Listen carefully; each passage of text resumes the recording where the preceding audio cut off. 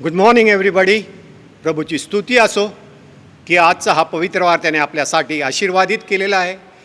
खरोखरच प्रियानो, आपण किती आशीर्वादित आहोत की हा दिवस परमेश्वराने आपल्या आयुष्यात जोडला. याबद्दल परमेश्वराच्या नावाला धन्यवाद असो. खरोखरच प्रियांनो, परमेश्वराचे वचन आहे की परमेश्वर किती चांगला आहे याचा अनुभव घेऊन पहा. आणि हा अनुभव आपल्या प्रत्येकाला आलेलाच आहे. त्याबद्दल मी परमेश्वराच्या नावाला धन्यवाद देतो व आपली भक्ती सुरुवात करतो. सर्वप्रथम आपण 100 स्तोत्र हे वाचूया. अहो पृथ्वीवरील सर्व लोक हो, परमेश्वराचा जय जयकार करा. हर्षाने परमेश्वराची सेवा करा. गीत गात त्याच पुढे या. परमेश्वर हाच देव आहे हे जाणा. त्यानेच आम्हाला उत्पन्न केले. आम्ही त्याचेच आहो. आम्ही त्याची प्रजा, त्याच्या कुरणातील कळप आहोत. त्याचे उपकार स्मरण करीत, त्याच्या दारात स्तवन करीत, त्याच्या अंगणात प्रवेश करा. त्याचे उपकार स्मरण करा. त्याच्या नावाचा धन्यवाद करा. कारण परमेश्वर चांगला आहे. त्याची दया सनातन आहे आणि त्याची सत्यता पिढ्यानपिढ्या टिकते. परमेश्वर ह्या वाचलेल्या वचनावर आशीर्वाद पाठव. त्याच्याच नावाला मान, महिमा, गौरव आता आणि सदा सर्व काळ असो. ह्यावेळेस आपण उपासना संगीतातून गीत क्रमांक 533 हे गाणार आहोत. गीत क्रमांक 533, तू बोलाविले सेवा कराया. आपण उपासना संगीतातून गीत क्रमांक 533 हे गाणार आहोत. गीत क्रमांक 533, तू बोलाविले सेवा कराया.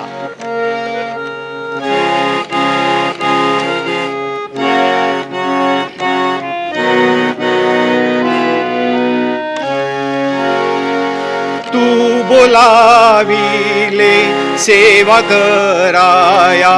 प्रभु आलो आनंदे. तरी विश्वासे तुझ जवळी मज नित्य राहू दे. मज जोडी प्रभु तुझशी तव कृसा दाओनी. मज घे तव कुशीशी प्रभु गे ओढोनी. तव सेवेला शम व्हावेसे करी ख्रिस्ता कृपेने. तव इच्छेला वश सर्वदा स्थिर व्हावे आशेने. मज जोडी प्रभु तुझशी तव कृसा दाओनी. मज घे तव कुशीशी प्रभु गे ओढोनी.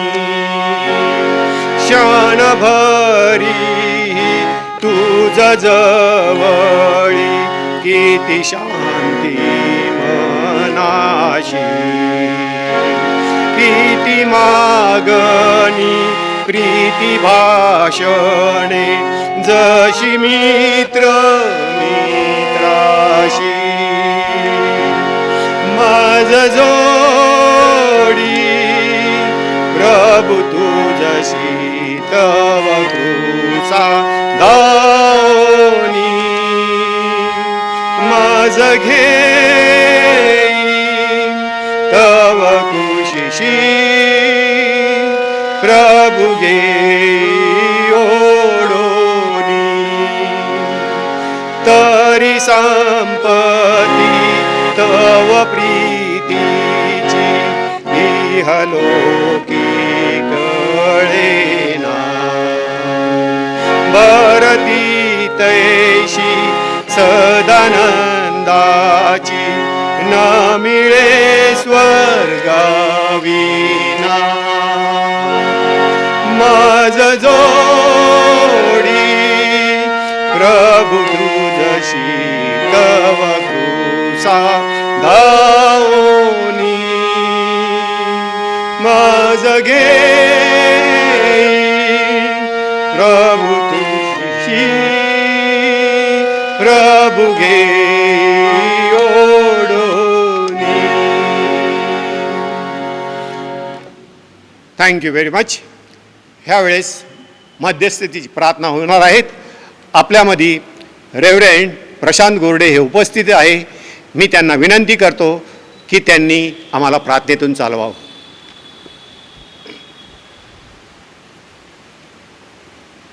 प्रार्थना करूयात.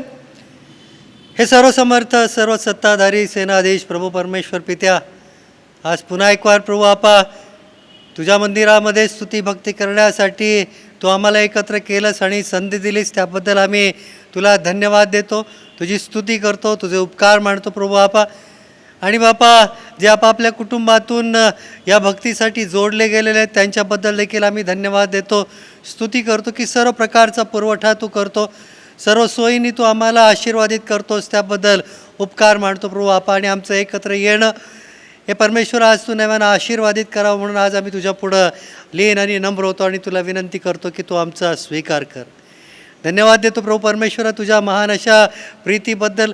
सर्वसमर्थ पित्या, हे यहोवा परमेश्वर, आम्ही तुझ्या पुढं लीन आणि नम्र होतो, तुझे उपकार मानतो प्रभू आपा. आणि जी महान प्रीती तो आपला पुत्र, एकुलता एक पुत्र प्रभू येशू ख्रिस्त याच्याद्वारे आमच्यावर केली, त्याची आठवण करून आम्ही स्तुती करतो, तुझे उपकार मानतो, तुझ्या पाया पडून तुला वंदन करतो.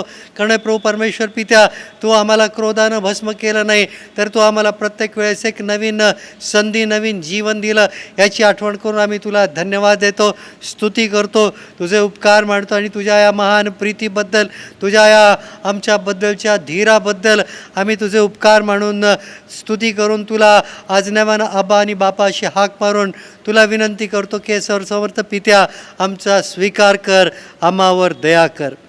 हे नासुरी येशू ख्रिस्ता, आम्ही आज नव्यानं स्वीकारतो की तू आमचा प्रभू आहेस, तू आमचा तारणार आहेस, तू आमच्या या मंडळीचं मस्तक आहे. कारण तू आम्हाला तुझ्या पवित्र रक्तानं विकत घेतलं, तू आपलं सर्व वैभव त्यागून या भूतलावर आमच्यासारखा हाडामांसाचा झाला, आमच्यासारखं जीवन तू जगलास. आणि प्रभू येशू ख्रिस्ता, सर्व प्रकारे आमच्यासारखाच तू पारखला गेला आणि आमची पातकं वाहून नेऊन त्या वधस्तंभावर आमच्यासाठी तुझ्या पवित्र रक्तानं खंडणी भरली, याची आठवण आम्ही करतो. तुझ्या पाया पडून तुला धन्यवाद देतो, तुझी स्तुती करतो, तुझे उपकार मानतो. कारण प्रभू येशू ख्रिस्ता, तुझ्या या महान अशा त्यागामुळं आज आम्हा प्रत्येकाला सार्वकालिक जीवनाचा मार्ग खुला झाले आहे. आमच्या पातकांची क्षमा तू आम्हाला देव केलेली आहेस प्रभू आपा. आणि तुझ्या पुनरुत्थानाच्या सामर्थ्यानं प्रभू येशू ख्रिस्ता, जे आम्हाला पुनरुत्थानाची जी आशा आहे त्याबद्दल आम्ही तुझी स्तुती करतो, धन्यवाद देतो. आणि आम्ही म्हणतो की होय नासुरी येशू ख्रिस्ता, आम्ही तुझे आहोत आणि तुला विनंती करतो की आमचा स्वीकार कर, आम्हावर दया कर. हे पवित्र आत्मे, आम्ही तुझी स्तुती करतो, धन्यवाद देतो की प्रभूनं दिलेल्या अभिवचनाप्रमाणे तू आज देखील आम्हाबरोबर आहेस, आमच्या बरोबर तू सदैव आहेस. आम्ही जरी तुला खिन्न करतो, आम्ही परमेश्वर पित्या इतस्ततः भटकतो आणि तुला दुःखित करतो, या सर्व गोष्टी असून देखील तू आम्हाला सोडत नाही, तर आम्हाला तुझी कृपा पुरवतो, प्रत्येक वेळेस आम्हाला जागरूक करतो, तुझ्या वचनाच्या द्वारे आम्हाला टोचणी तू लावू देतोस, यासाठी की आम्ही पुन्हा फिरावं आणि तुझ्या मार्गात चालावं. आणि म्हणून आम्ही धन्यवाद देतो पवित्र आत्म्या, आम्ही तुझी स्तुती करतो. आणि आज आम्ही तुला विनंती करतो की या सर्व भक्तीचा ताबा तू घे, आमचं सहाय्य कर, आमचं मार्गदर्शन कर. या संपूर्ण प्रभू परमेश्वर पित्या, महामारीच्या काळामध्ये, या पॅन्डेमिकमध्ये प्रभू आपा, तू आमचं सहाय्य केलं, आम्हाला कृपा पुरवलीस प्रभू परमेश्वर पित्या, आमच्या सर्व गरजा तू पुरवल्यास, आमचं तू संरक्षण केलं, आम्हाला आरोग्य दिलं. या सर्व गोष्टी आठवून आम्ही धन्यवाद देतो, स्तुती करतो, तुझे उपकार मानतो बापा. आणि तुला खरोखर तुझ्या पाया पडून तुला वंदन करतो की खरोखर तू कितीतरी चांगला आणि प्रेमळ असा आमचा जिवंत देव, राजांचा राजा, प्रभूंचा प्रभू आहे बापा. आणि होय प्रभू परमेश्वर पिता, आम्ही त्या सर्वांची आठवण करतो की जे वेगवेगळ्या प्रकारच्या व्याधींनी, वेगवेगळ्या प्रकारच्या दुखण्याने, वेगवेगळ्या प्रकारच्या अशुद्धतेने भरलेले होते. प्रभू परमेश्वरा, अनेकदा बापा त्यांना दुःख सहन करावं लागलं. अनेक कुटुंबामध्ये प्रभू परमेश्वर पित्या निराशा, दुःख आणि मरणाचा सामना करावा लागला. अशा प्रत्येक कुटुंबाबद्दल आम्ही तुला विनंती करतो की प्रभू नव्यानं तू त्यांचं सांत्वन कर, नव्यानं तू त्यांची भेट घे प्रभू बापा, नव्यानं तू तुझं आरोग्य या प्रत्येकाला द्यावंच अशी आज आम्ही तुला कळकळीची आग्रहाची विनंती करतो की प्रभू तू आमच्या मंडळीमध्ये तुझं सामर्थ्य, तुझी शांती आणि तुझी ऐक्यता राखावीस अशी आज आम्ही तुला कळकळीची आग्रहाची विनंती करत आहोत बापा. आम्ही धन्यवाद देतो बापा, जी आमची कमिटी आहे प्रभू परमेश्वर पित्या, आणि आज आम्ही त्यांना तुझ्या दयासनापुढं उंचावतो. सर्व एल्डर वर्गाला तुझ्या हातामध्ये सोपवतो प्रभू परमेश्वर पित्या. आणि आम्ही खरोखर धन्यवाद देतो की प्रभू परमेश्वर पित्या, आमच्या अशक्तपणाच्या पलीकडं, आमच्या दोषांच्या आणि परमेश्वर पित्या अनेकदा आमच्या मूढपणाच्या पलीकडं प्रभू आम्हावर तू कृपा करतोस, सहाय्य करतो बापा. याबद्दल आम्ही धन्यवाद देऊन तुला विनंती करतो की बापा या प्रत्येकाला तू स्पर्श कर, त्यांना लागणारी तुझी कृपा पुरव बापा. आणि विशेष करून दे बापा, ज्या आत्मिक जबाबदाऱ्या त्या प्रत्येकाने समजून घ्याव्या, म्हणून पवित्र आत्म्या तू त्यांच्याशी बोल, त्यांना तुझ्या सामर्थ्यानं भर अशी आम्ही तुला कळकळीची आग्रहाची विनंती करतो बापा. आणि या मंडळीचा कारभार ते पुढं चालत असताना त्यांना लागणारी सुज्ञता दे, त्यांना लागणारी तुझी कृपा पुरव परमेश्वर पित्या. आणि विशेष करून बापा तुझ्या इच्छेप्रमाणे चालण्यासाठी त्यांना लागणारं तुझं अंतःकरण तू द्यावंस अशी आज आम्ही तुला विनंती करतो. त्याचप्रमाणे परमेश्वर पित्या आम्ही पुन्हा एक वार धन्यवाद देतो की प्रभू परमेश्वर पित्या, आमच्या देशामधील बापा ही जी महामारी आहे तिचं प्रमाण कमी होत आहे, त्याची तीव्रता कमी होत आहे. त्याबद्दल आम्ही तुझी स्तुती करतो, धन्यवाद देतो बापा. आणि नव्यानं बापा पुन्हा एक वार बापा आम्ही आमच्या देशासाठी मागत आहोत. आमच्या देशाचे राष्ट्रपती, पंतप्रधान बापा आणि केंद्रीय मंत्रिमंडळ या सर्वांना आम्ही तुझ्या हातामध्ये सोपवतो. आणि प्रभू परमेश्वर पित्या ते या सर्व गोष्टींची पाहणी करत असताना आणि बापा अनेकांना परमेश्वर पित्या अनेकांना पुन्हा त्यांना कृपा प्राप्त व्हावी, त्यांच्या गरजा पुरवल्या जाव्या, यासाठी प्रभू परमेश्वर हे कार्यरत असताना त्यांना देखील बापा तुझी कृपा पुरव, तुझं ज्ञान दे, तुझं भय दे परमेश्वर पित्या. आणि अनेकांच्या जीवासाठी परमेश्वरा ते राखणारे असे तू नेमलेले असताना बापा त्यांच्या जबाबदारीची जाणीव तू त्यांना नव्यानं होऊ द्यावीस अशी आज आम्ही तुला विनंती करतो प्रभू. तू त्यांना तुझी कृपा पुरव आणि आशीर्वादित कर. त्यासोबतच प्रभू परमेश्वर पित्या आमच्या सर्व राज्यांचे राज्यपाल, मुख्यमंत्री आणि त्यांची मंत्रिमंडळ, त्याचप्रमाणे प्रभू परमेश्वर पित्या आम्ही आमच्या महाराष्ट्राचे मुख्यमंत्री, उपमुख्यमंत्री परमेश्वर पित्या आणि सर्व मंत्रिमंडळ आज आम्ही नव्यानं तुझ्या हातामध्ये सोपवतो. आणि प्रभू परमेश्वर पित्या पुन्हा सर्व गोष्टी उघड्या होत असताना प्रभू त्याची मोकळीक मिळत असताना प्रभू आज आम्ही तुला विनंती करतो की परमेश्वर पित्या या सर्वांना लागणारी तुझी कृपा दे परमेश्वरा. आणि योग्य प्रकारे बापा याचं बापा नियोजन करत असताना त्यांना लागणारी सुज्ञता तू पुरवावीस अशी आज आम्ही तुला कळकळीची आग्रहाची विनंती करतो. त्याचप्रमाणे प्रभू परमेश्वर पित्या आमच्या देशाचे सर्व सेना दल, तसंच प्रभू परमेश्वर पित्या इतर जे काही निमलष्करी दलं आणि पोलीस दल आहेत परमेश्वरा, या सर्वांसाठी, त्यांच्या प्रमुखांसाठी आणि अधिकाऱ्यांसाठी आम्ही मागत आहोत बापा. तसंच परमेश्वर पित्या जे सनदी अधिकारी आहेत परमेश्वर पित्या, जे देशामध्ये आणि राज्यामध्ये काम करतात, अशा सर्वांसाठी आम्ही मागत आहोत की त्यांना देखील सुज्ञता दे, तुझी कृपा पुरव परमेश्वर पित्या. त्याचप्रमाणे परमेश्वर पित्या आम्ही तुला विनंती करतो की प्रभू बापा ते सर्व डॉक्टर आहे बापा, वैद्यकीय कर्मचारी आहेत प्रभू परमेश्वर पित्या, त्या प्रत्येकाला तू आशीर्वादित कर, त्यांना तुझी कृपा दे, त्यांना तुझं संरक्षण दे बापा. आणि या सर्व महामारीच्या काळामध्ये तू त्यांना राखलंस, त्यांना तुझी कृपा पुरवली बापा. जरी दुःखाचा आणि मरणाचा सामना त्यांना करावा लागला तरी प्रभू बापा तू त्यांच्या कार्याकडे परमेश्वरा पाहावंस अशी आज आम्ही तुला विनंती करतो की त्यांनी अविरत असे जे प्रयत्न केले अशा सर्वांसाठी आम्ही मागतो की प्रभू त्यांना तू आशीर्वादित कर, तुझी कृपा दे, तुझं सहाय्य कर बापा.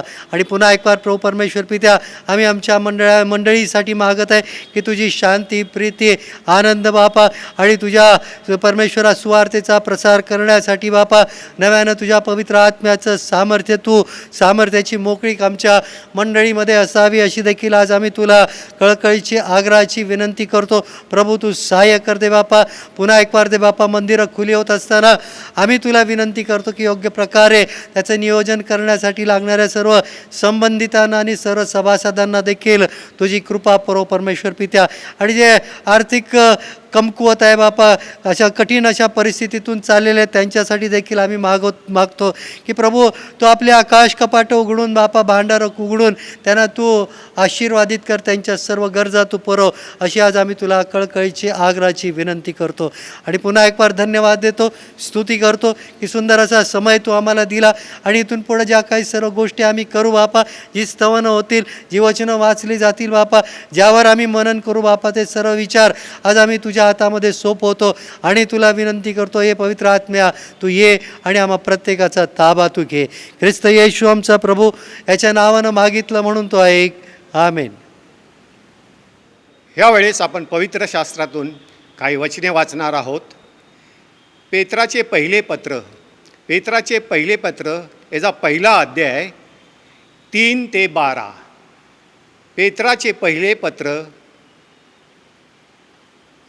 3 ते 12 ही वचने आपण ऐकणार आहोत. आपल्या प्रभू येशू ख्रिस्ताचा देव व पिता धन्यवादित असो, जिवंत आशा प्राप्त होण्यासाठी आणि अविनाशी निर्मळ व अक्षय वतन मिळविण्यासाठी त्याने आपले महायज्ञानुसार येशू ख्रिस्ताच्या मृतातून पुनरुत्थानाच्या द्वारे आपल्याला पुन्हा जन्म दिला. जे तारण शेवटच्या काळी प्रकट होण्यास सिद्ध आहे ते प्राप्त व्हावे म्हणून, जे तुम्ही देवाच्या शक्तीने विश्वासाच्या योगे रक्षिले आहात, त्या तुम्हासाठी ते वतन स्वर्गात राखून ठेवले आहे. त्याविषयी तुम्ही उल्हास करिता, तरी तुम्ही आता थोडा वेळ भाग पडले, तसे निरनिराळ्या परीक्षामुळे दुःख सोसले.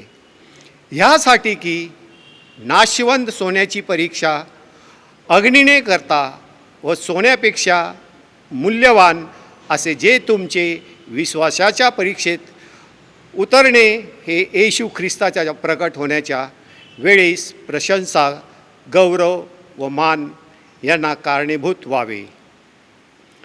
त्याला पाहिले नसताही त्याच्यावर तुम्ही प्रीती करता. आता तो दिसत नसता त्याच्यावर विश्वास ठेवता.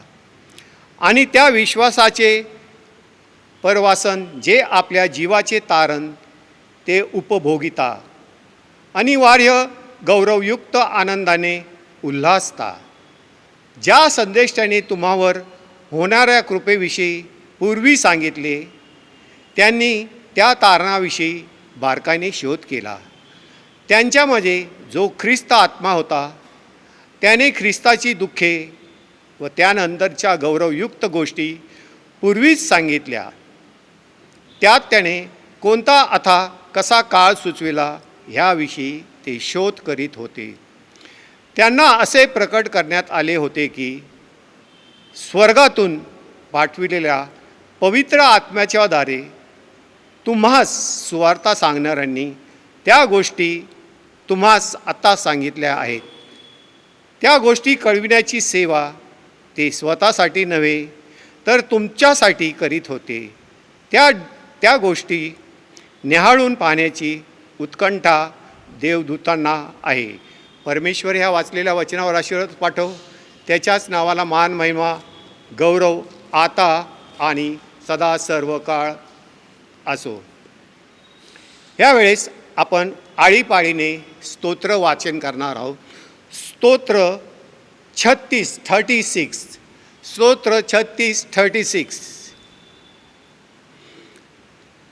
दुर्जनांच्या मनातून अधर्माचा ध्वनी निघत असतो. त्याच्या दृष्टीपुढे देवाचे भय नाही. आपले पाप उघडकीस येणार नाही. त्याचा कोणी तिटकारा करणार नाही अशी तो आपल्या मनाची समजूत करून घेतो. त्याच्या तोंडचे शब्द अनितीचे व कपटाचे असतात. त्याने सुबुद्धी व सदर्तन ही टाकून दिली आहे. तो अंथरुणावर पडल्या पडल्या अनितीच्या योजना करतो. तो कुमार्ग धरून राहतो, वाईटाची वीट मानित नाही. हे परमेश्वरा, तुझे वात्सल्य आकाशापर्यंत पोचले आहे. तुझे सत्य गगनाला जाऊन भिडले आहे. तुझे नीतिमत्व महान पर्वतासारखे आहे. तुझे निर्णय अथांग महासागरासारखे आहे. हे परमेश्वरा, तू मनुष्य व पशु यांचा प्रतिपाळ करीतोस. हे देवा, तुझे वात्सल्य किती अमोल आहे. मानवजाती तुझ्या पंखाच्या छायेचा आश्रय करते. तुझ्या घरातील समृद्धीने त्यांची तृप्ती होईल आणि तू आपल्या सुखांच्या नदीने पाणी त्यांना पाजशील. कारण जीवनाचा झरा तुझ्याजवळ आहे. तुझ्या प्रकाशाने आम्ही प्रकाश पाहतो. तुला ओळखणाऱ्या तुझे वात्सल्य व सरळ मनाच्या तुझे नीतिमत्व लाभू दे. गर्विष्ठांचा पाया मला न तुडवो, दुर्जनांचा हात मला हाकून न लावो. पहा, दुष्कर्म करणारे तेथे पडले आहे, त्यांना लोटून दिले आहे. त्यांच्याने उठणार नाही. परमेश्वर ह्या वाचलेल्या वचनावर आशीर्वाद पाठव. त्याच्याच नावाला मान महिना आता आणि सदा सर्व काळ असो. ह्या वेळेस आपण प्रेषितांचा मतांगीकार हे बोलणार आहोत.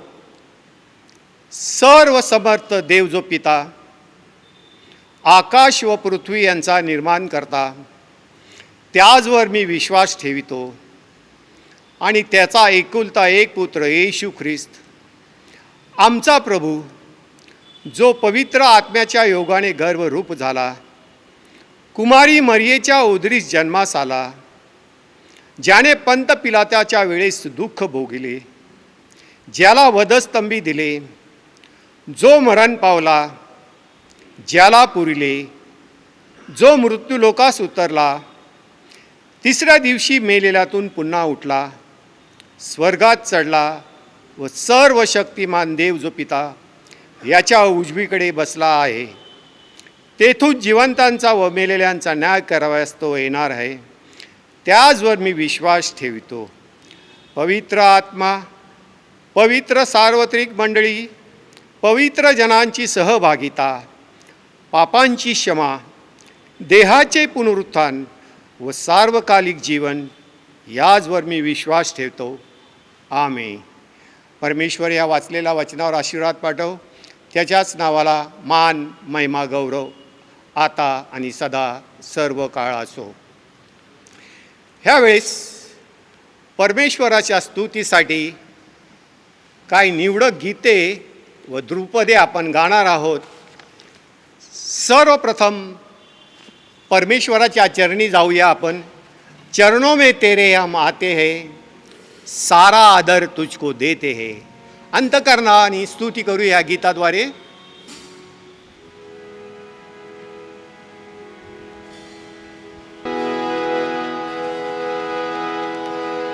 चरणों में तेरे हम आते हैं,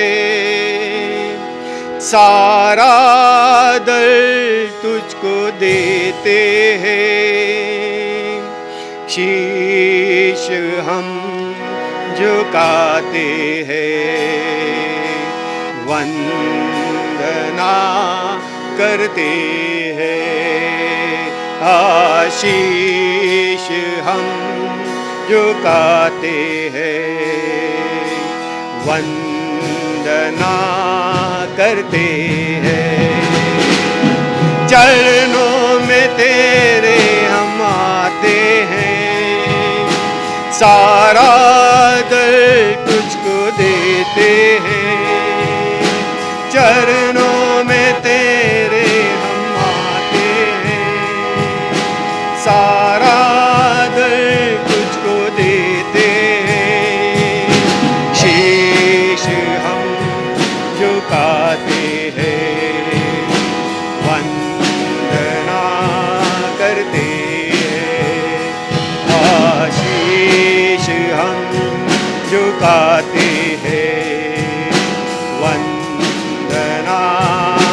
करते हैं। हालेलुया,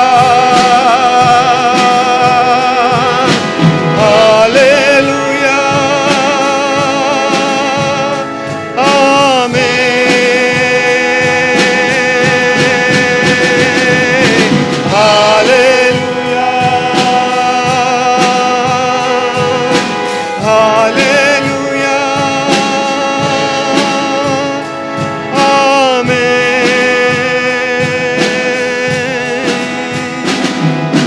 हमको यकीन है कि तू है खुदा,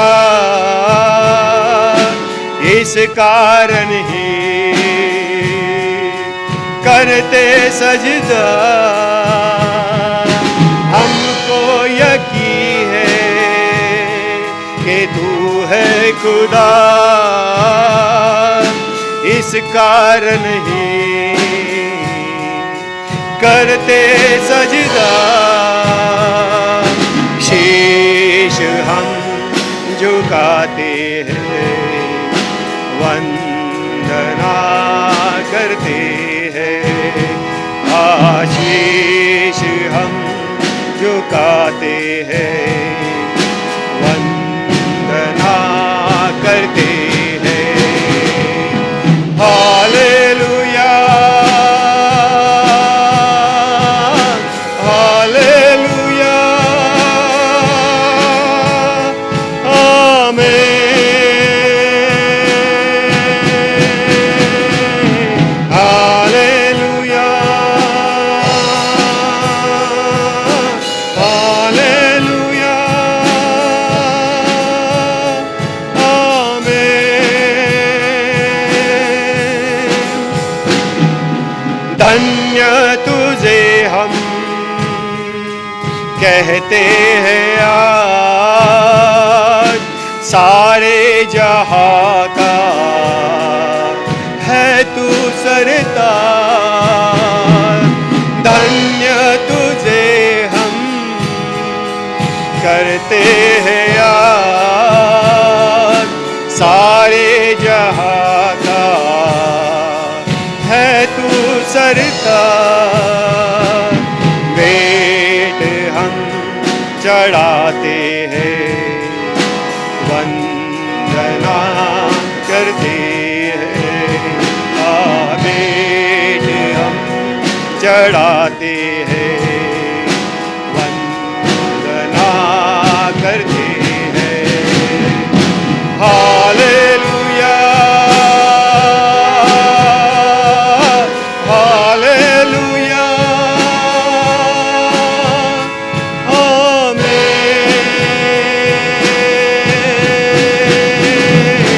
हालेलुया,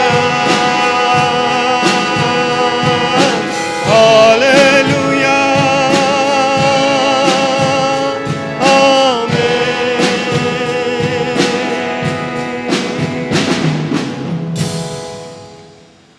प्रेज द लॉर्ड. प्रभूची स्तुती आहो. खरोखर प्रियांनो, परमेश्वर किती चांगला याचा अनुभव घेऊन पहा. खरोखरच प्रियांनो, आपण आनंदी आहोत आणि आपण ह्या आनंदाच्या क्षणी एक आनंदाचंच गीत गाऊया. आनंदी आनंद है मेरे यीशु के चरणों में. खरोखरच परमेश्वरा चरणी प्रियांनो आनंद आहे. आणि ज्या वेळेस आपण चर्चला येतो त्यावेळेस आनंदाने येत असतो आणि परमेश्वराचे आशीर्वाद घेतल्याशिवाय इथून आपण कोणी जात नाहीत. तर अंतकरणापासून स्तुती करूया गीताच्या द्वारे. आनंदी आनंद है मेरे यीशु के चरणों में.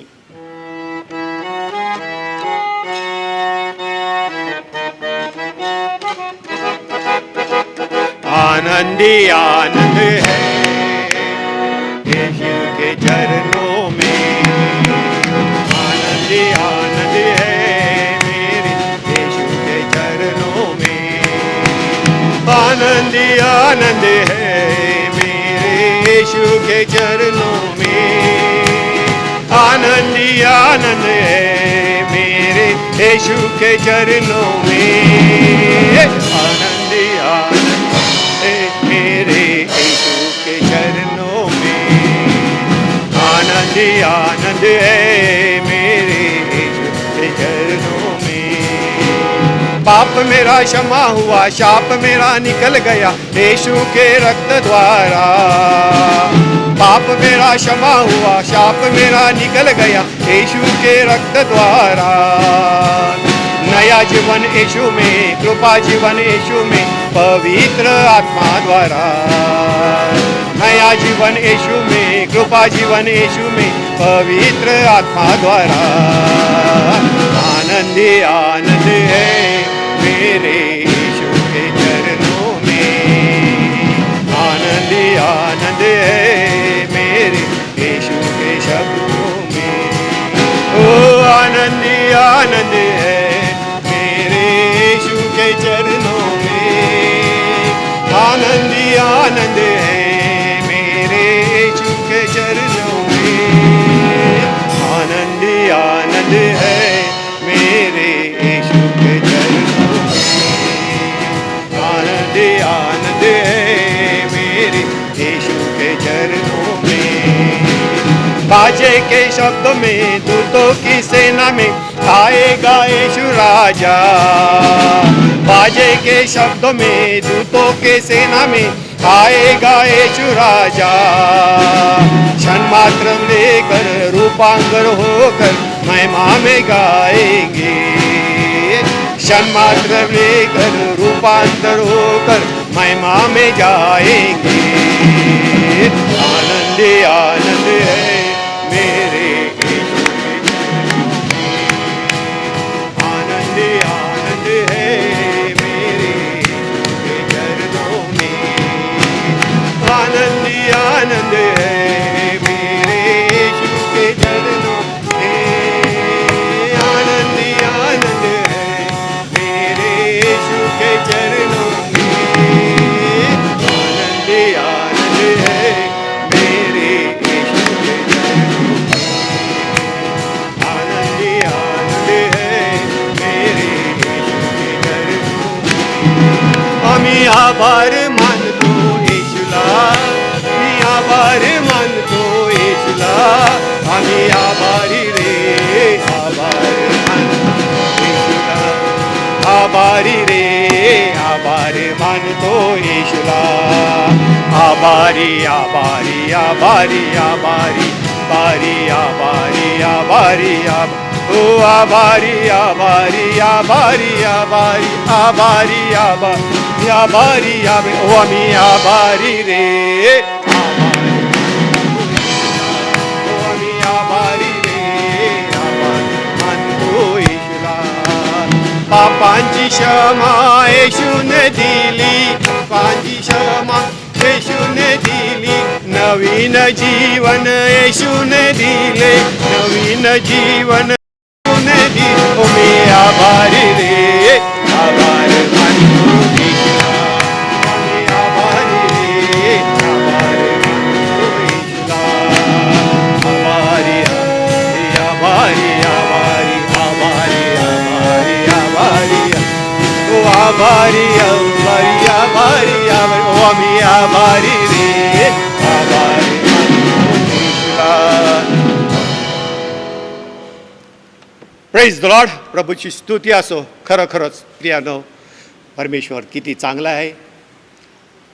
आणि प्रियानो, ह्यावेळेस एक आनंदाची बातमी आपल्यासमोर मी सादर करीत आहे. मला व सेशनला आनंद वाटतो की प्रियानो, सकाळला जी जाहिरात आलेली आहे की 7 तारखेपासून सगळे चर्चेस उघडणार आहेत. खरोखरच प्रियानो, परमेश्वराच्या नावाला आपण धन्यवाद देऊया. आणि परमेश्वर किती चांगला आहे की त्यांनी आपली प्रार्थना सर्वांची ऐकलेली आहे. मला सांगण्याला आनंद वाटतो की येत्या 10 ऑक्टोबरला आपली पहिली सर्व्हिस चर्चची होणार आहे. येत्या 10 ऑक्टोबरला सकाळी 9 वाजता आपली चर्चची पहिली सर्व्हिस होणार आहे. पण हा फार मोठा प्रश्न आहे प्रियांनो की अजून गव्हर्मेंटचा GR आलेला नसल्यामुळे, गव्हर्मेंटचा GR आला नसल्यामुळे आपल्यावर काही बंधनं आहेत, काही नियम आहेत, ते आपण काटकसरीने पाळूया. विशेष म्हणजे सॅनिटायझर, मास्क, सोशल डिस्टन्सिंग हे सगळं ठेवूनच आपण आपल्या पहिली भक्तीला सुरुवात करणार आहोत.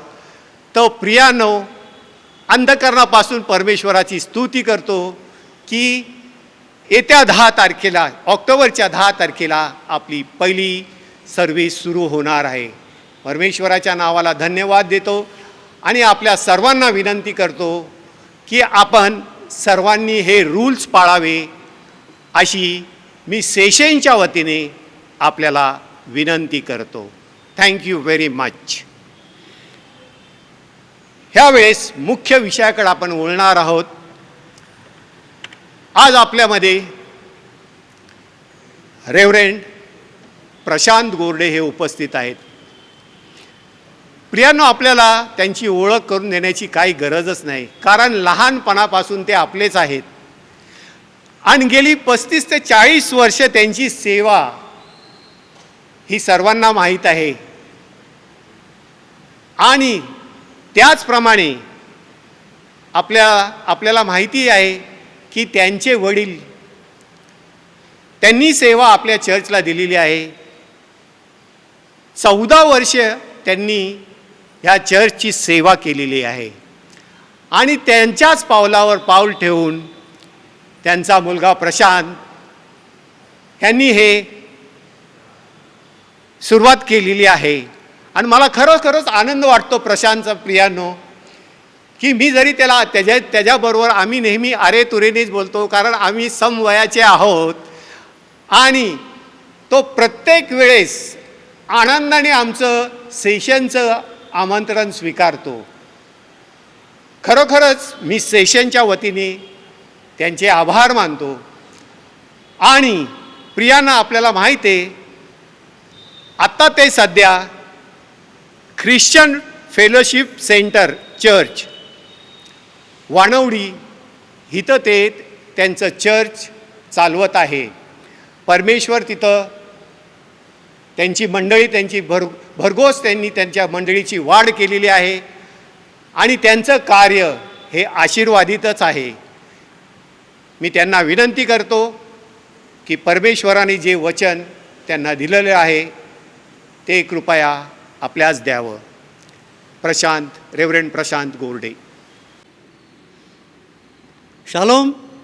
प्रभूची शांती आपणा सर्वांबरोबर असो आणि परमेश्वराच्या नामाला मी धन्यवाद देतो की त्याने पुन्हा एक वार आपल्या मंडळीमध्ये वचनाची सेवा करण्यासाठी ही संधी दिली. त्याबद्दल त्याची स्तुती असो, त्याच्या नामाला धन्यवाद असो. आणि सर्व जे एल्डर्स आहेत, जे सर्व मित्र आहेत, त्यांचा देखील मी आभारी आहे की खरोखर ही आनंदाची बाब आहे की ज्या वेळेस मंडळीमध्ये पुन्हा एकदा येणं होतं, तो खरोखर सर्व आनंद आणि प्रेमाची आठवण होती. आणि या सर्व प्रेमाबद्दल, या आनंदाबद्दल देवापाला धन्यवाद देऊ. आपणा सर्वांचं देखील मी आभार मानतो.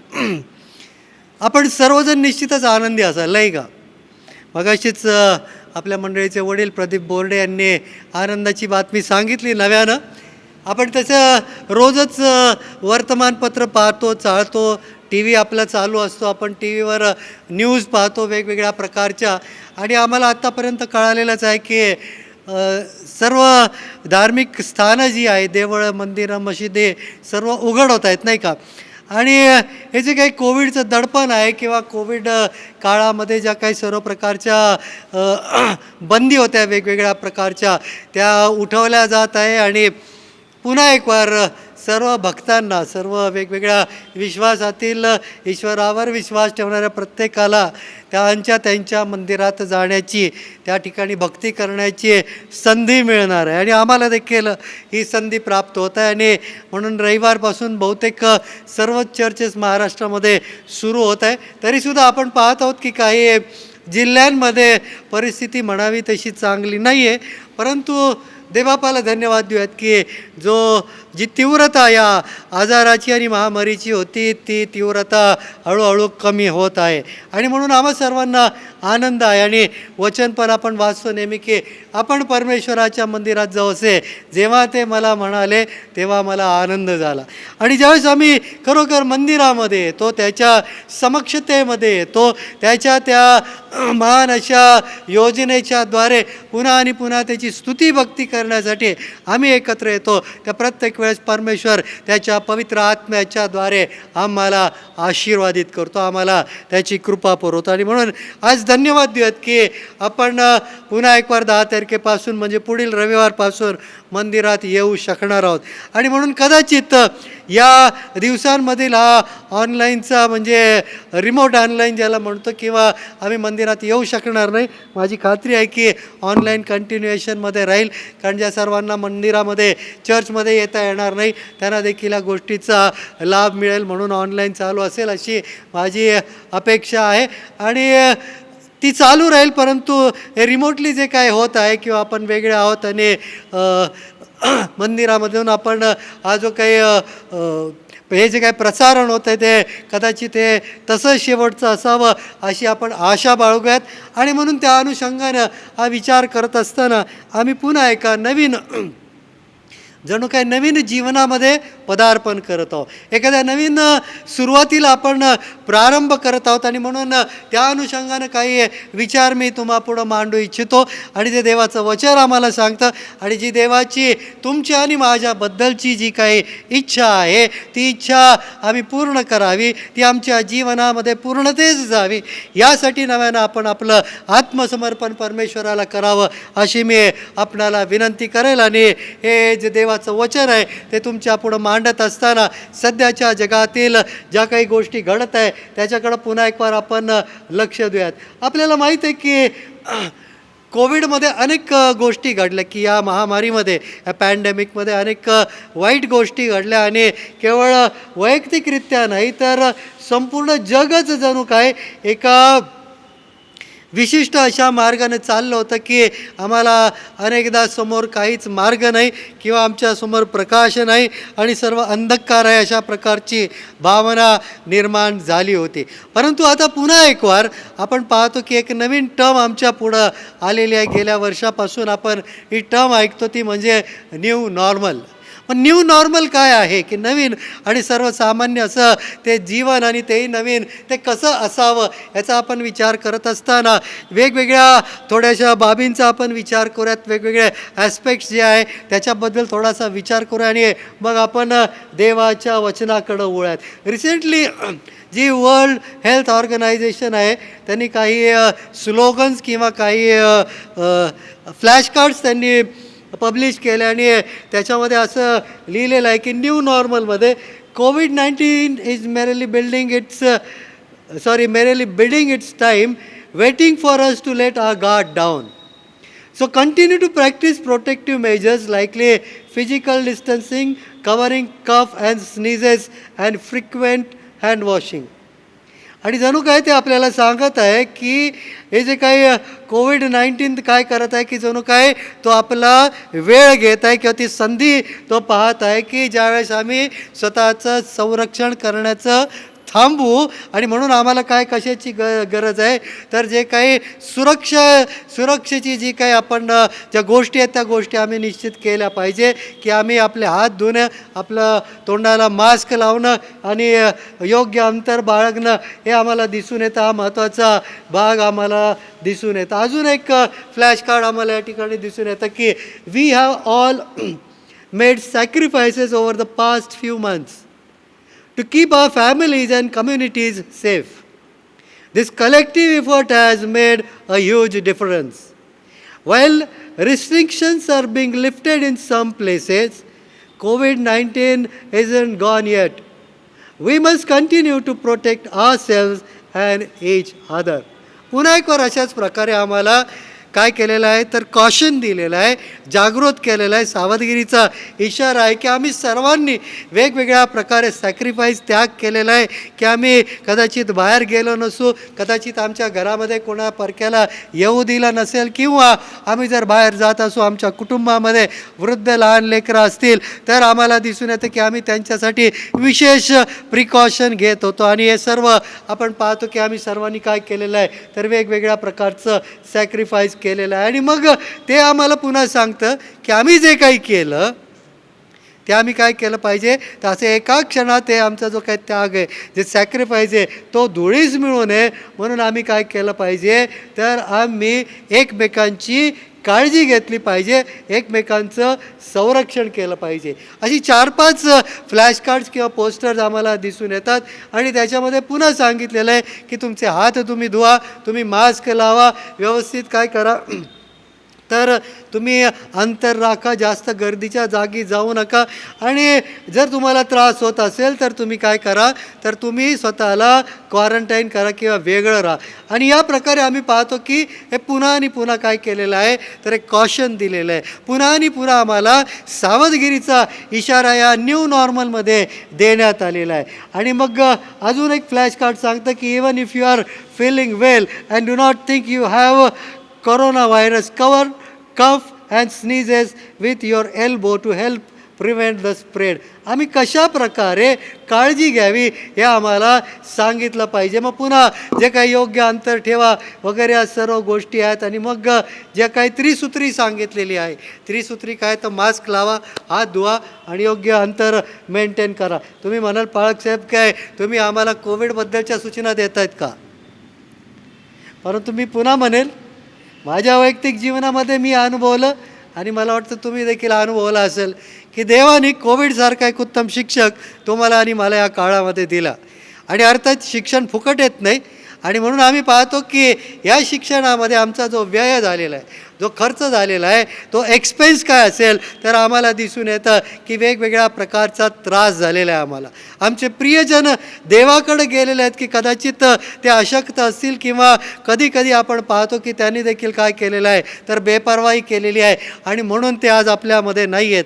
कधी कधी आम्हाला दिसून येतं की नकळत असा काळानं घातलेला घाला आम्हाला अनेक कुटुंबाला आम्हाला दिसून येतो. अनेक जण अजून देखील पोस्ट कोविड सिंड्रम्सनी काय आहे तर आजारी आहेत. मला देखील या गोष्टीचं मी खरंच देवापाला धन्यवाद देतो की मी देखील आजारी असताना कठीण अशा प्रसंगातून मला देखील परमेश्वरानं बरं केलं आणि माझे बरं होण्यासाठी जवळजवळ 2-2.5 महिने असेच गेले की मी कुठं जाऊ शकलो नाही. म्हणजे पहा, ही जी वेळ असते ती खूप महत्त्वाची आहे. माझ्यासारख्या पाळकाची गोष्ट वेगळी आहे, परंतु ज्याचं पोट हातावर आहे त्याला 2-2.5 महिने त्याच्या कामापासून दूर राहणं म्हणजे खूप कठीण अशी गोष्ट आम्हाला दिसून येते. आणि म्हणून या न्यू नॉर्मलमध्ये आपण जात असताना एक नवीन सुरुवात जणू काय आपण करत आहोत. आणि सुरुवात करत असताना जगामध्ये आपण पाहतो की वेगवेगळ्या समस्या उद्भवलेल्या आहेत. यामध्ये अजून एक समस्या मी तुमच्या पुढं मांडू इच्छितो. हा जो पेपर आहे पावला स्पॅग्नोली असोसिएट प्रोफेसर सायकॉलॉजीच्या आहेत आणि त्या इटालीच्या आहेत. आणि वेगवेगळ्या प्रकारे या सर्व गोष्टींचा अभ्यास करत असताना आम्हाला दिसून येतं की त्यांनी अशा प्रकारे सांगितलं की due to COVID-19 lockdown, administrative staff at universities as well as many other service employees suddenly shifted from traditional working modalities to remote working. Consequently, one of the most important challenges for university management was the creation of a virtual environment in which employees could continue working. आणि या ठिकाणी आम्हाला असं दिसून येतं की एक नवीन प्रकारची समस्या किंवा आव्हान वेगवेगळ्या प्रकारे जे लोक काम करत होते त्यांना आली, आणि ते म्हणजे वर्क फ्रॉम होम किंवा वेगळं असं राहून किंवा एका बाजूला एकटंच असं राहून ते काम करणं आहे. आणि हे करत असताना त्यामध्ये अनेक आम्हाला दिसून येतात की वेगवेगळ्या समस्या त्यामधून आल्या की जे आपलं पूर्वापार चालत आलेल्या ज्या काही पद्धती आहे की आपण कामावर जातो, लोक एकमेकांना भेटतात आणि त्यानंतर काम केलं जातं. काही काही ठिकाणी असे आहेत की ज्या ठिकाणी वैयक्तिकरित्या गेलंच पाहिजे, सर्वच गोष्टी काय ऑनलाईन होऊ शकत नाही.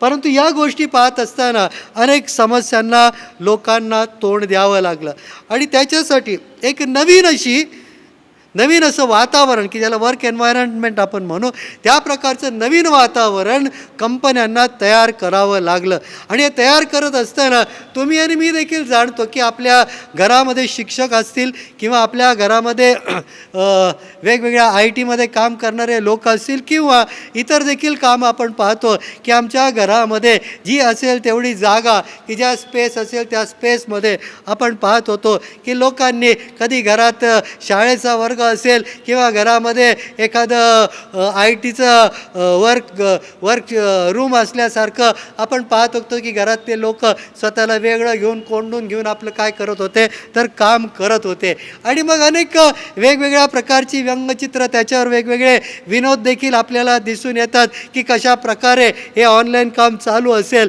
किंवा कशा प्रकारे बॉसशी बोलतात आणि मग फॉर्मल कपडे घातलेले आहेत आणि खालचा पेहराव वेगळा आहे आपण पाहतो आणि बरीच आपली त्याद्वारे करमणूक देखील झाली. परंतु या सर्व गोष्टी आपण पाहत असताना आम्हाला दिसून येतं की एका वेगळ्या प्रकारचं वातावरण तयार करण्याची आवश्यकता युनिव्हर्सिटीज आणि वेगवेगळ्या ठिकाणी त्याची काय पडली तर गरज पडली आणि त्या प्रकारे त्यांनी ते केलं. आणि मग हे सर्व करत असताना जो काही व्याप होता किंवा जो काही त्यांचं परस्पर असलेलं जे काही संवाद असेल, कम्युनिकेशन असेल, त्या कम्युनिकेशनचा वेळ वाढत होता. मला आठवतं अनेक शिक्षक आहेत की अगदी रात्री 10:30-11 वाजेपर्यंत ते दुसऱ्या दिवसाच्या तासाची तयारी करत असेल, पिरियड्सची तयारी करत असत आणि अनेकदा आम्हाला दिसून येतं की अगदी 11:30-12 वाजता देखील अनेक पालक शिक्षकांना फोन करून विचारत असेल की बाबा हे आता कसं करायचं आणि ते कसं करायचं.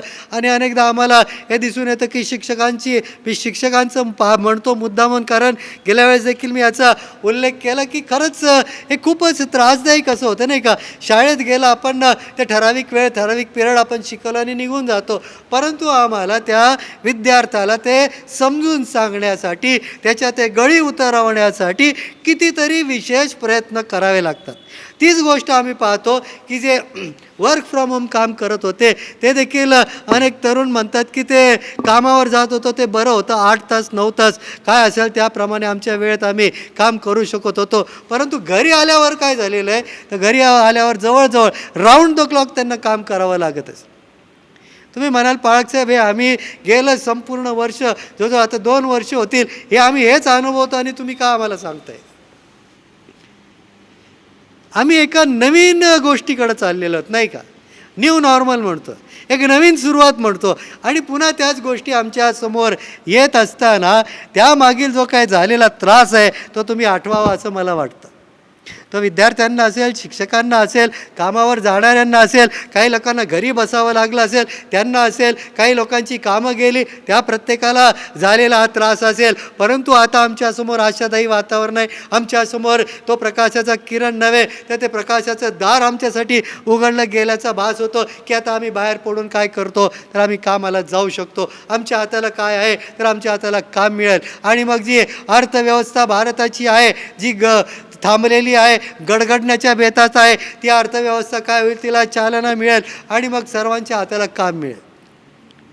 स्थितीपूर्ववत येण्यासाठी या सर्व गोष्टीचा आपण विचार करत असताना हे न्यू आणि नॉर्मल या प्रकारे आपण पाहतो. एवढंच नव्हे तर मानसशास्त्रीय दृष्टिकोनातून आपण पाहत असताना सायकोलॉजिकली पाहिलं तर अनेक प्रॉब्लेम दिसून येतात. वृद्धांचे प्रॉब्लेम आहेत, नवरा बायकोंचे प्रॉब्लेम आहेत, लेकरांचे प्रॉब्लेम आहेत, लहान लेकरांचे प्रॉब्लेम आहेत की त्यांना जे कॉन्सन्ट्रेशन आहे ते कॉन्सन्ट्रेशन निघून गेलं. गेल्या काही दिवसापूर्वी एका हॉटेलमध्ये बसून आम्ही जेवत होतो कुटुंबातील लोक, आणि मला ती गंमत वाटली की माझ्या समोरच्या टेबलवर एक फॅमिली होती, आणि मग ती लेकरं जरा खेळत बागडत होती, आणि मग जेवायची वेळ आली.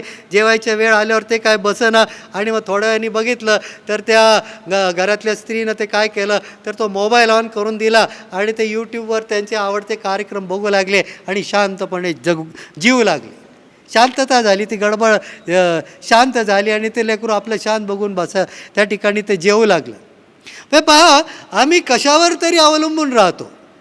आम्हाला ज्याला आपण पेसिफायर ज्याला म्हणतो नाही का, आपण चोखणी देतो लहानपणी लेकरांना, आणि मग ते चोखणी तोंडात गेल्यावर ते लेकरू शांत होतं, आणि मग त्याचं रडणं किंवा त्याचा अस्वस्थपणा असतो तो अस्वस्थपणा नाहीसा होतं. त्याप्रमाणे आम्हाला दिसून येतं ही जी काही वेगवेगळी माध्यमं आहेत, हे जे काही वेगवेगळे गॅजेट्स आहेत, ते आमच्या लेकरांसाठी जणू काय पॅसिफायरचं काम करतात, जणू काय त्या एका प्रकारच्या चोखणीचं काम करतात की ते त्यांच्या हातात आली की ते शांत होतात. आणि आपल्याला माहिती आहे की मोबाईलचं व्यसन जडणं हा देखील एक प्रकारचा आजारच आहे. परंतु लेकरांकडं पाहिल्यावर आम्हाला दिसून येतं की या नवीन वातावरणामध्ये, हे नवीन वातावरण शिक्षणाचं तयार करत असताना, कामावरचं तयार करत असताना आपण पाहतो की एका पिढीच्या हातामध्ये हे एका प्रकारचं पेसिफायर दिलं जातं. ही खरंच विचार करण्यासारखी गोष्ट आहे. मग आता आपण चर्चला येऊ. निश्चित आपले मोबाईल आपल्या हातामध्ये असणार आहेत. आम्ही संडे स्कूलला, मला माहिती नाही लोक किती ऑनलाईन संडे स्कूलला जातात, परंतु आमच्याकडं खूप चांगला प्रयोग झाला, आम्हाला त्याच्यामध्ये यश मिळालं. VBS करतो, या देखील नोव्हेंबरामध्ये VBS असेल. मी तुम्हाला त्याबद्दलची माहिती देईल की ऑनलाईन VBS आहे. आणि या प्रकारे आपण पाहू की लेकरं कदाचित चर्चमध्ये घेऊन येऊ शकणार नाही आम्ही, परंतु आलीच तर आम्हाला दिसून येईल की पुन्हा त्यांना हे या प्रकारचं एक खेळणं आणि पॅसिफायर त्यांच्या हातात द्यावं लागणार आहे का. आणि मग जर विचार केला आम्हाला दिसून येतं की अनेक प्रकारचे काय आहेत, तर अनेक प्रकारच्या आम्हाला या ठिकाणी जे आम्ही घडवलेलं वातावरण आहे त्या वातावरणाचे दुष्परिणाम आम्हाला दिसून येतात. या सर्व दुष्परिणामांकडे ज्यावेळेस आम्ही पाहतो आणि मग आम्ही चर्चमध्ये येणार आहोत, आणि मग आमचं चर्चमध्ये येणं हे कशा प्रकारे असणार आहे, न्यू नॉर्मल असणार आहे. अर्थात ज्या सर्व गोष्टी मगाशी आपण WHOने सांगितल्या त्या प्रकारे आपण पाळणारच आहोत, त्या प्रकारे आपण करणारच आहोत. मग हे न्यू नॉर्मल आमचं कसं असणार आहे. ख्रिस्ती विश्वासणाऱ्यांसाठी नॉर्मल आणि न्यू नॉर्मलमध्ये फरक काय आहे याचा विचार करणं हे तेवढंच महत्त्वाचं आहे. आणि म्हणून एक महत्त्वाचा भाग आम्हाला दिसून येतो. कदाचित आम्हाला आनंद झाला असेल, आम्हाला खूप बरं वाटलं असेल, एक मानसिक समाधान. ज्यावेळेस आम्ही या ठिकाणी येऊ, गुडघे टेकू, देवाची स्तुती करू, प्रार्थना करू, त्यावेळेस आम्हाला ते मानसिक समाधान मिळणार आहे.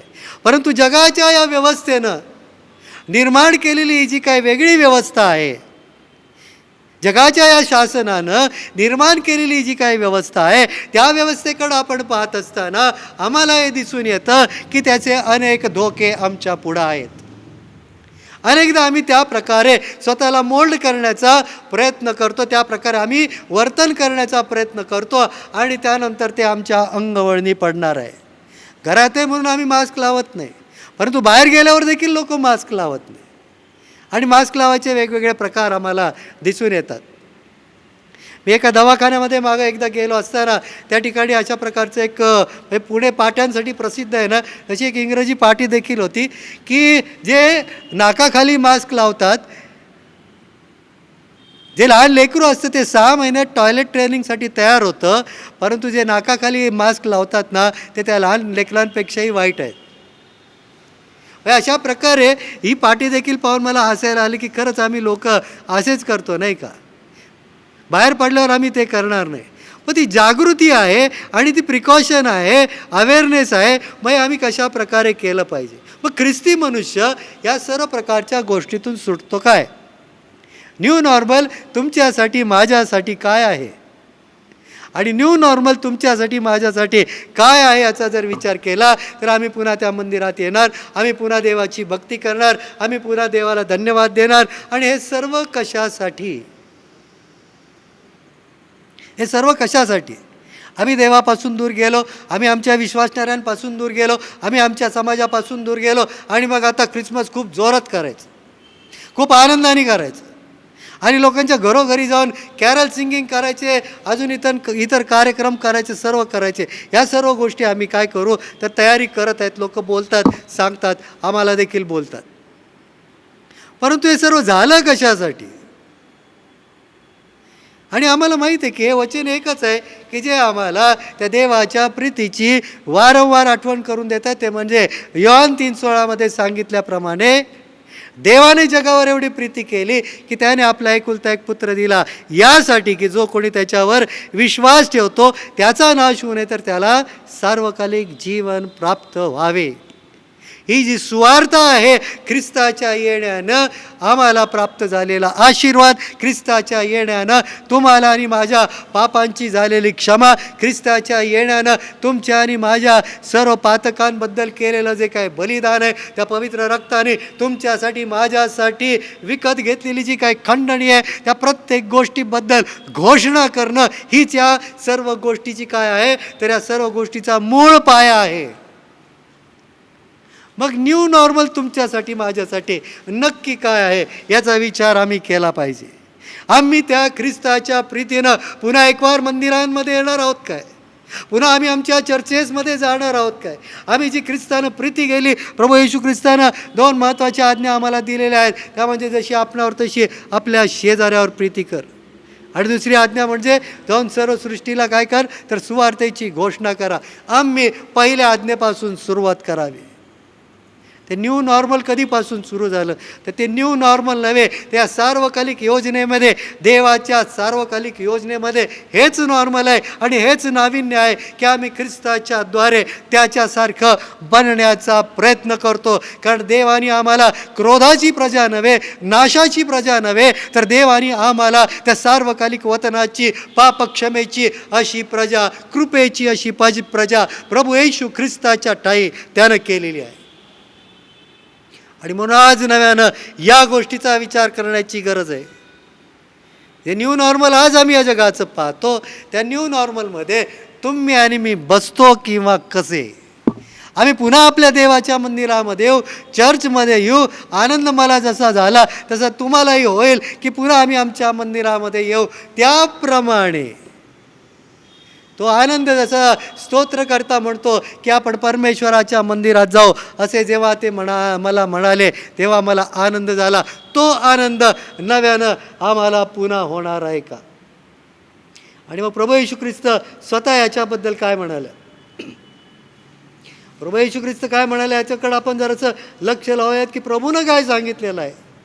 आणि प्रभू यास आम्हाला सांगतो मार्क शुभवर्तमानाच्या 23व्या अध्यायामध्ये की जागृतीची आवश्यकता आहे. 23 आणि 28 पुढं आम्हाला दिसून येतं की आता अंजिराच्या झाडाचा दाखला घ्या, त्याची डाळी कोमल झाली आणि तिला पाने फुटू लागली, म्हणजे उन्हाळा जवळ आलाच आहे हे तुम्हाला कळते.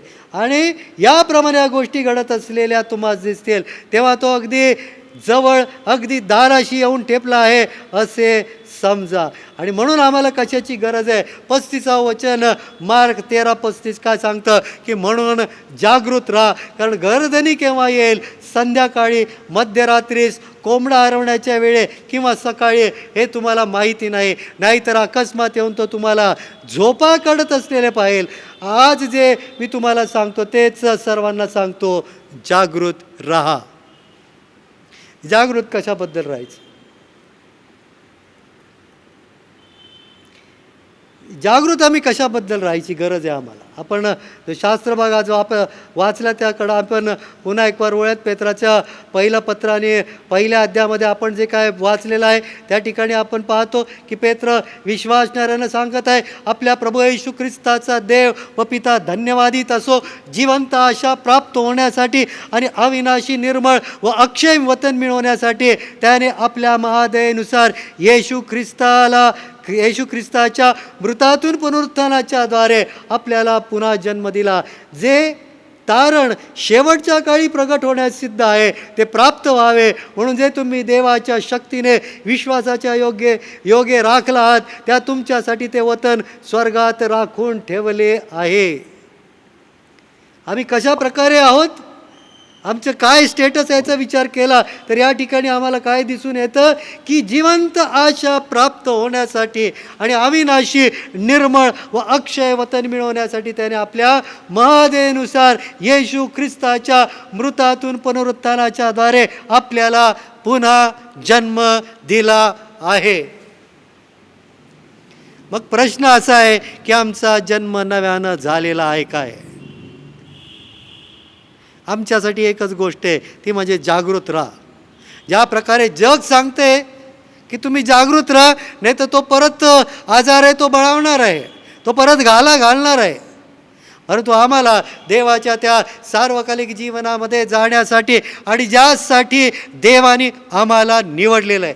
जर प्रियांनो तुम्हाला हे माहिती नसेल किंवा तुम्ही त्याच्यावर विश्वास ठेवत नसाल तर आज या गोष्टीचा विचार करा की आम्हाला या ठिकाणी कायम राहायचं नाही. देवाचं वचन सांगतं त्याप्रमाणे आपण नेहमीच प्रेषितांचा मतांगीकार म्हणतो आणि आपण पाहतो की काय होणार आहे तर प्रभू येशू ख्रिस्त पुन्हा येणार आहे. आम्हाला त्या ठिकाणी जायचं आहे, म्हणून आज आम्हाला तयारी करण्याची गरज आहे. आणि जर यावर तुमचा विश्वास नसेल किंवा तुम्ही ते लाईटली घेता, त्याच्याकडे तुच्छतेने पाहता, तर मला सांगू द्या, अगदी स्पष्टपणे दुःख झालं तरी चालेल की तुम्ही विश्वासणारे म्हणून घेण्यास पात्र नाही.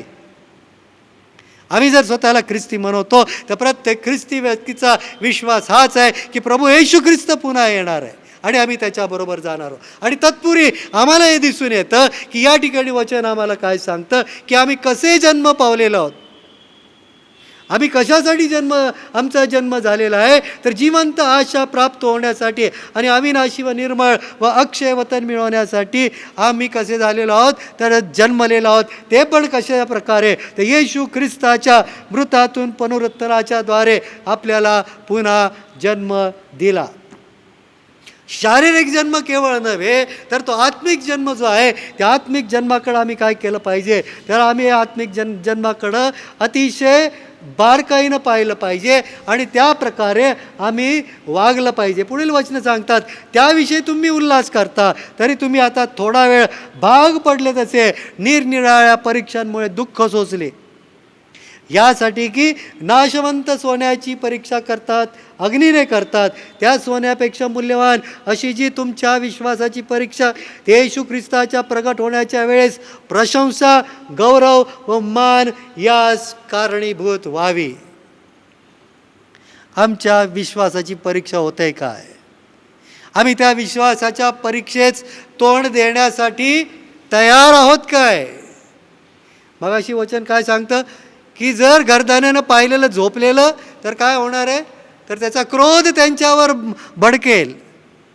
आणि म्हणून आज जर आम्ही विश्वासणारे आहोत, आज आम्हाला ती ओढ जर मंदिराची आहे तर ती ओढ मंदिराची जगी दगडाधोंड्यानं बांधलेल्या मंदिराची नसून त्या देवाच्या सार्वकालिक जीवनाकडं जाण्यासाठी आणि ती त्या मंडळीची रचना होण्यासाठी तुम्ही आणि मी असे जिवंत धोंडे एकत्र होऊन देवाचं जे काही शरीर आहे ते पूर्णतेस नेण्यासाठी हातभार लावणारे आम्ही त्याच्यामध्ये प्रभू येशू ख्रिस्ताच्या ठाई त्या सृष्टीची स्थापना होण्यापूर्वी निवडले गेलेले असे आम्ही आहोत, याची जाणीव आम्हाला व्हायला पाहिजे.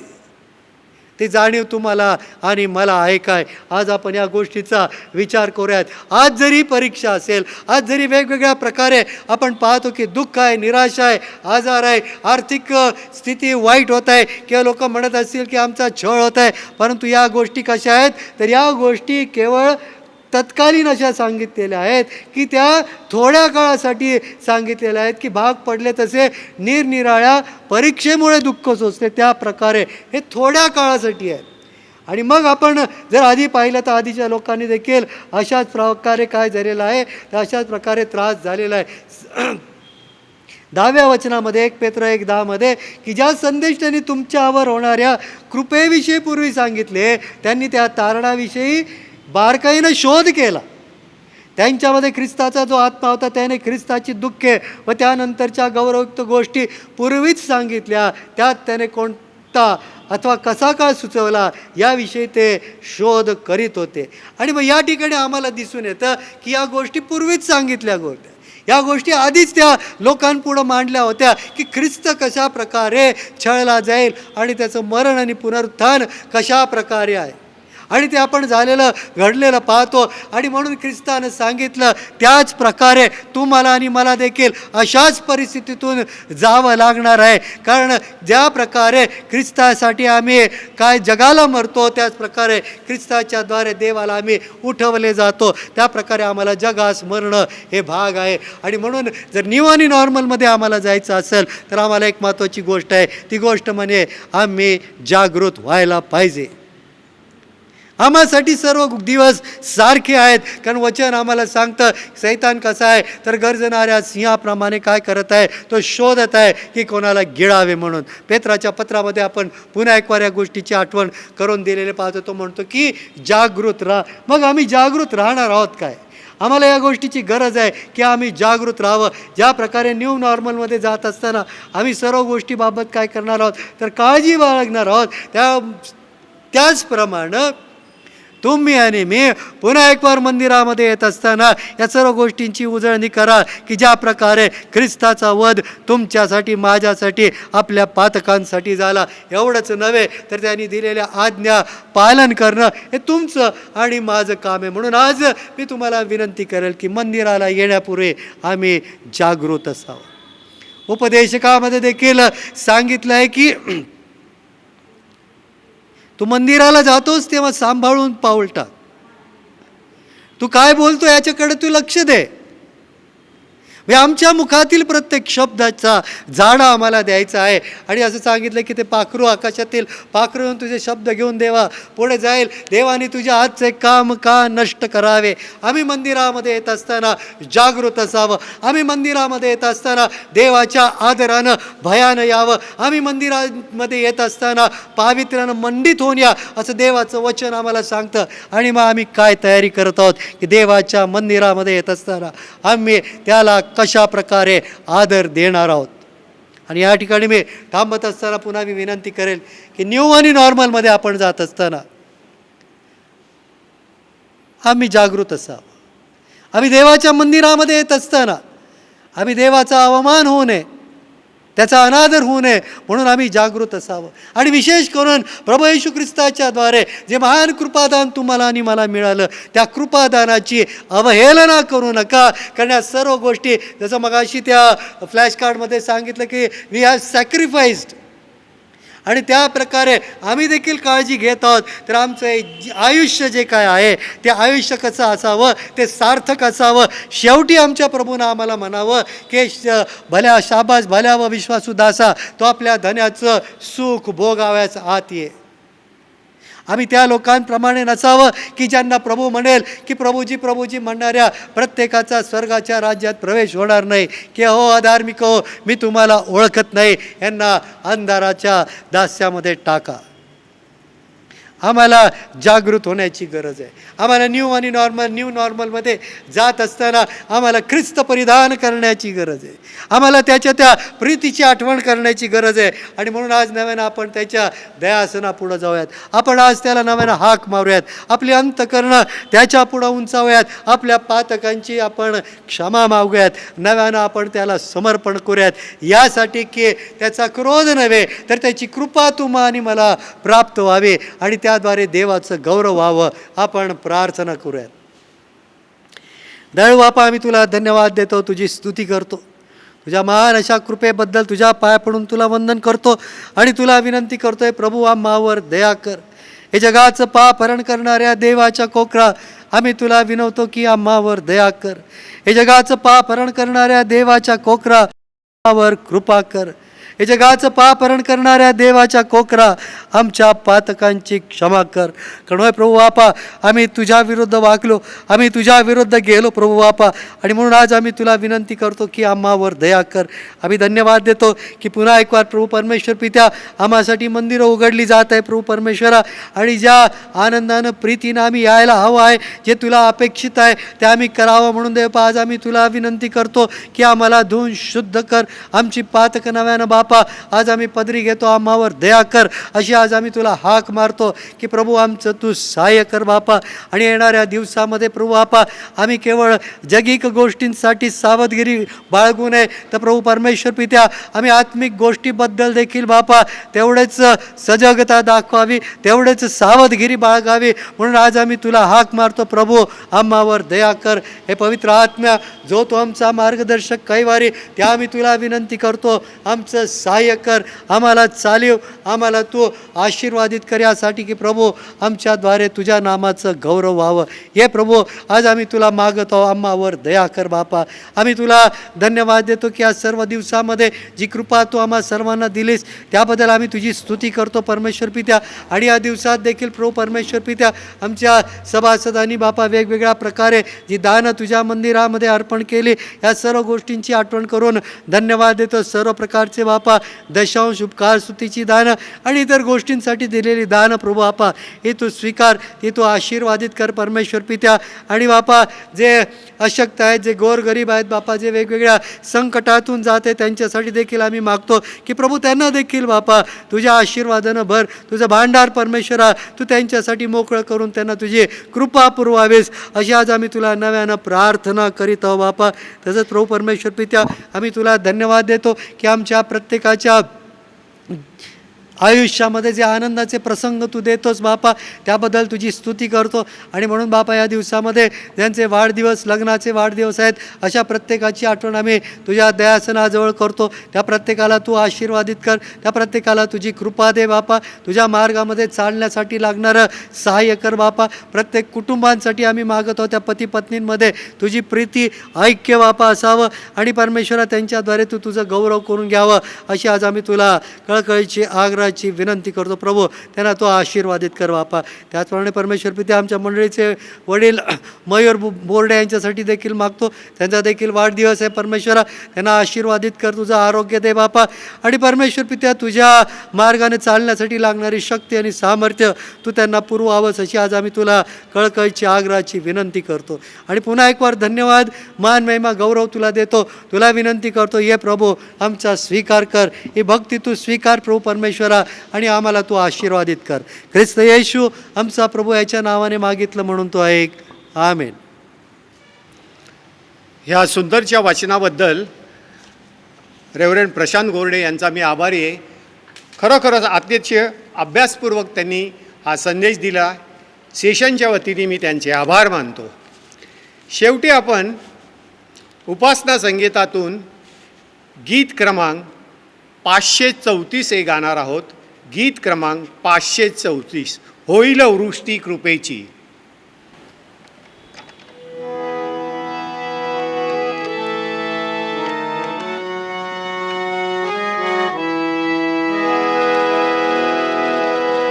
होईल वृष्टी कृपेची, ईशो प्रेमुक्ती असे, तेने सृष्टी पृष्टी यांची वृष्टी जगी होत असे. वृष्टी कृपेची, वृष्टी कृपेची हवी, बिंदू येताती दयेची, आम्हास वृष्टी हवी. होईल वृष्टी कृपेची, स्फूर्तिदायी थोरती, ए झोड बारी वारीची, खिंड्या टेकडात ती वृष्टी कृपेची, वृष्टी कृपेची हवी, बिंदू येताती दयेची, आम्हास वृष्टी हवी. होईल वृष्टी कृपेची, देवा करावी आता, सोपी करा स्वामी साची, द्या हर्ष अपेक्षिता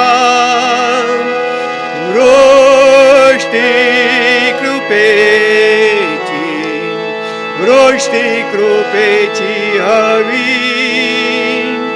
बिंदू येताती दयेची आमासु वृष्टी हवी होईल वृष्टी कृपेची साधा प्रभू इष्टकाज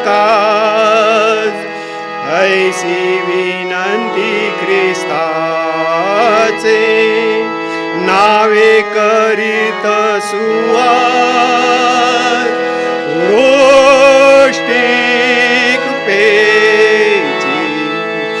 वृष्टी कृपेची हवी बिंदू येताती दयेची आमासु वृष्टी हवी. शेवटी आपण प्रभूने शिकवलेली प्रार्थना करू. त्यानंतर पाळक साहेब आपल्याला आशीर्वाद देतील. हे आमच्या स्वर्गातील बापा, तुझे नाम पवित्र मानिले जाओ, तुझे राज्य येऊ, जसे स्वर्गात तसे पृथ्वीवरही तुझ्या इच्छेप्रमाणे हो. आमची रोजची भाकर आज आम्हास दे, आणि जसे आम्ही आपल्या ऋणांस ऋण सोडिले आहे तशी आमची ऋणे तू आम्हास सोड, आणि आम्हास परीक्षेत आणू नकोस, तर आम्हास वाईटापासून सोडीव. कारण की राज्य, सामर्थ्य आणि गौरव ही सर्व काळ तुझीच आहेत. आमेन. बुद्धी सामर्थ्याच्या पलीकडे असलेली देवाची शांती तुमची अंतःकरणे व तुमचे विचार देवाच्या आणि त्याचा पुत्र येशू ख्रिस्त याच्या ज्ञानात व प्रेमात राखो. आणि सर्व समर्थ देव जो बाप, देव जो पुत्र, देव जो पवित्र आत्मा याचा आशीर्वाद आपणा सर्वांबरोबर आता आणि सदा सर्व काळ असो. आमेन.